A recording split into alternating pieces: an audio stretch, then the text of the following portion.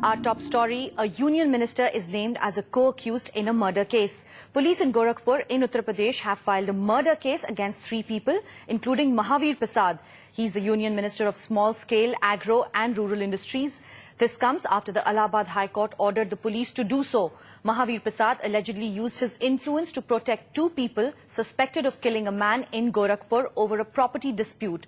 The minister allegedly got a case of accident registered against the 2 instead of a murder case. This was challenged in the Allahabad High Court by the family of the victim.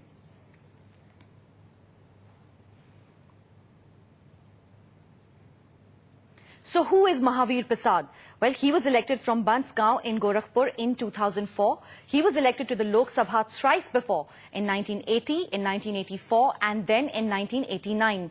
He was Union Deputy Minister of Railways from February 1988 to July 1989 and Minister of State for Mines and Steel from July 1989 to December 1989. He also served as Governor of Haryana from 1995 to 2000 with the additional charge of Governor of Himachal Pradesh. And let's now go across to Anand Zanane, who joins us from Lucknow. Anand, just before the elections, it's a charge that's sure to be hugely embarrassing for the Congress. Now that the Allahabad High Court has stepped in, what happens next?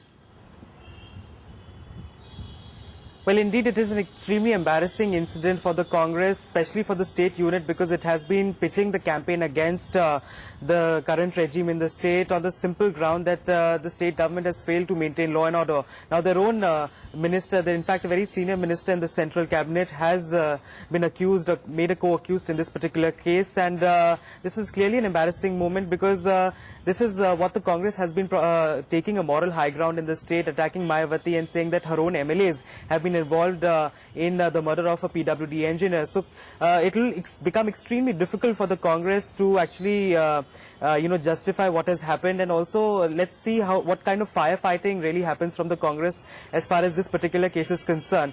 But as we all know, the FIR has been registered and he has been made a co-accused in this case. He has been booked for criminal conspiracy of murder, destruction of evidence, and also sections of the Prevention of Atrocities Against SC/ST Act have been invoked against the minister. So clearly it is going to be, these are very serious charges against the minister, and he has been accused of a cover-up because the vehicle that he owned, his own official vehicle, he had claimed that was involved in an accident, and at that point in time, on the 28th of January 2008, an FIR was registered saying this was an accident and not really a case of murder. So it remains to be seen. There is a police official version is awaited as to what course of action will be taken against the minister, but the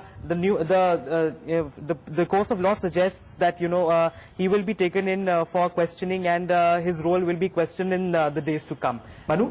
Right, Anand Zanane, thanks very much for joining us with all those details. So a small